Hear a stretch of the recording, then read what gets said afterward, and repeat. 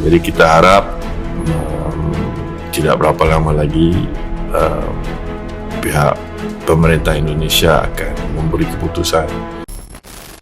Duta Besar Malaysia untuk Indonesia Dato' Syekh Muhammad Hasrin Tengku Husin mengungkap perkembangan hubungan bilateral antara Indonesia dan Malaysia. Dalam podcast yang berdurasi selama 47 menit, Dubes Malaysia belak-belakan memperbincangkan banyak hal, salah satunya mengenai kerjasama kedua negara di IKN. Lantas topik dan isu apa saja yang diperbincangkan? Mari kita bongkar. Topik yang memulai percakapan yang dipandu oleh Andreas Gary dan mantan diplomat RI Pak D. Aji Surya ini membahas mengenai ajang Pilpres yang baru saja usai. Ketika ditanya seputar pemilihan presiden di Indonesia, Dubes Malaysia ini mengakui bahwa pemilihan presiden Indonesia menjadi salah satu berita hangat di Malaysia. Sejumlah wartawan beberapa kali didatangkan untuk meliput langsung proses pemilihan pemimpin tertinggi. Ia juga mengatakan bahwa pergantian kepemimpinan yang terjadi 5 tahun sekali memberikan level of excitement yang cukup tinggi di negaranya. Disinggung mengenai sikap Prabowo yang tegas mengenai pertahanan Indonesia, Syekh Muhammad Hasrin menjawab bahwa kerjasama pertahanan di dua negara sangat kuat, dikarenakan mekanisme yang terjalin antar Indonesia dan Malaysia didasari pada kerjasama pertahanan atau General Border Committee. Selain itu, bekas Menteri Pertahanan Malaysia kini menjabat sebagai Menteri Luar Negeri. Sementara di Indonesia, Prabowo yang dulunya Menteri Pertahanan terpilih menjadi orang nomor 1, sehingga bisa dipastikan bahwa keduanya telah saling mengenal dengan baik. Beberapa waktu lalu dalam forum The International Institute for Strategic Studies Shangri-La Dialogue 2024 di Singapura, Prabowo memberikan pidato khusus. Dalam pidatonya, ia mengatakan siap mengirim pasukan perdamaian untuk meredam konflik yang telah berlangsung cukup lama di Palestina. Menanggapi hal ini, Syekh Muhammad Hasrin mengatakan bahwa bagi Malaysia isu ini juga merupakan isu yang penting, mempertimbangkan konflik yang telah terjadi cukup lama di Palestina. Dubes Malaysia ini menyebut pentingnya mandat kepada pasukan pengamanan dikirim ke zona konflik. Sikap Malaysia terhadap konflik di Palestina terlihat jelas ketika Perdana Menteri Malaysia menemui pemimpin Hamas, sedangkan Indonesia belum melakukan tindakan serupa. Kendati demikian, bagi Syekh Muhammad Hasrin, Indonesia maupun Malaysia bekerja sama dengan erat untuk menyuarakan hak-hak warga sipil yang terdampak perang Israel versus Palestina. Kerjasama ini tak hanya dilakukan di dalam negara masing-masing, tapi juga ke dunia internasional.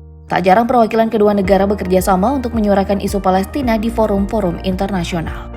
Kerjasama Indonesia-Malaysia berlanjut mengenai isu tenaga kerja Indonesia ilegal. Syekh Muhammad Hasrin menekankan pentingnya kolaborasi dan kerjasama yang apik di antara dua belah pihak. Adapun kerjasama yang dilakukan berupa patroli bersama di batas-batas negara, sampai pertukaran intel. Sebab isu TK ilegal ini dipastikan dilakukan bersama oleh warga Indonesia dan Malaysia. Oleh karena itu, untuk menangkap para pelaku, dibutuhkan kolaborasi yang kuat, terutama intelligence work. Isu mengenai tenaga kerja ilegal Indonesia di Malaysia bukan hal baru terjadi. Isu ini telah muncul selama bertahun-tahun dan tak kunjung selesai. Pada Februari 2024 lalu, 130 warga Indonesia ditangkap lantaran diduga tinggal tanpa izin di perkampungan ilegal di Shah Alam, Selangor, Malaysia. Mayoritas pekerja migran dari Indonesia direkrut oleh perusahaan sawit atau perkebunan yang tak melewati jalur resmi. Penangkapan imigran gelap ini bukan pertama kalinya. Pada Juni 2023, otoritas Malaysia menemukan perkampungan ilegal WNI di Pulau Meranti Puchong. Sebanyak 22 warga Indonesia dan Bangladesh ditahan selama penggerebekan. Hal yang tak jauh berbeda terjadi pada Februari 2023. Sekitar 67 warga Indonesia ditahan karena melanggar peraturan imigrasi alias overstay.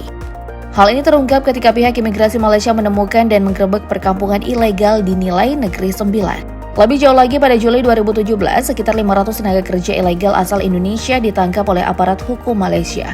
Tak hanya tertangkap sebagai pekerja ilegal, sejumlah warga Indonesia yang berada di Malaysia terancam mendapat hukuman mati. Kendati belum ada satupun warga negara Indonesia yang tereksekusi, tapi kasus ini telah mengancam ratusan warga negara Indonesia. Dalam kurun waktu 2011 sampai 2023, secara total ada 519 warga negara Indonesia yang sudah diselamatkan dari ancaman hukuman mati. Meski begitu, jumlah WNI yang bebas dari hukuman mati masih lebih sedikit dibandingkan penambahan kasus baru. Misalnya saja pada tahun 2022, Kementerian Luar Negeri mencatat ada 22 WNI yang dibebaskan dari hukuman mati, tapi ada penambahan 25 kasus ancaman hukuman mati baru.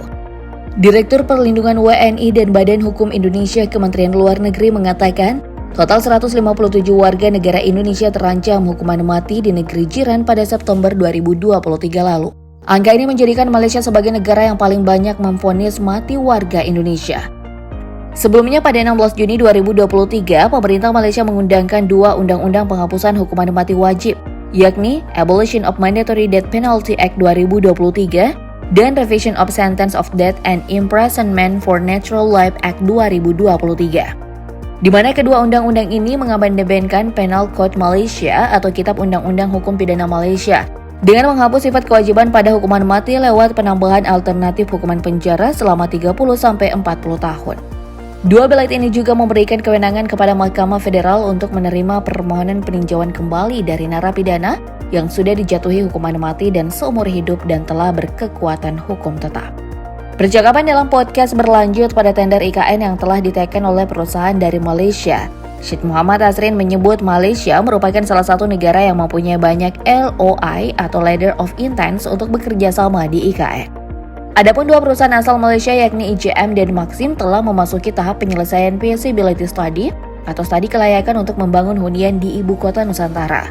Kedua perusahaan ini bakal menjalin skema kerjasama pemerintah, badan usaha, atau KPBU di sektor hunian yang prosesnya telah berada di tahap finalisasi feasibility study sebelum akhirnya masuk dalam proses lelang. Deputi Bidang Pendanaan dan Investasi Otorita IKN Agung Wicaksono menyebut IJM dan Maxim merupakan perusahaan asing dengan progres terdepan dalam skema KPBU. Sementara Syed Muhammad Hasrin menilai perkembangan IKN saat ini cenderung lebih cepat. Hal ini dilakukan untuk mengejar perayaan hari ulang tahun kemerdekaan Republik Indonesia pada bulan Agustus mendatang. Ia berharap agar perusahaan-perusahaan Malaysia lainnya, terkhusus yang berasal dari Sabah dan Sarawak, dapat memanfaatkan peluang investasi di IKN dan berbagai pengalaman. Langkah ini diharapkan dapat meningkatkan kontribusi dalam memperkuat hubungan antar dua negara, mengingat kedekatan Indonesia-Malaysia sebagai negara tetangga.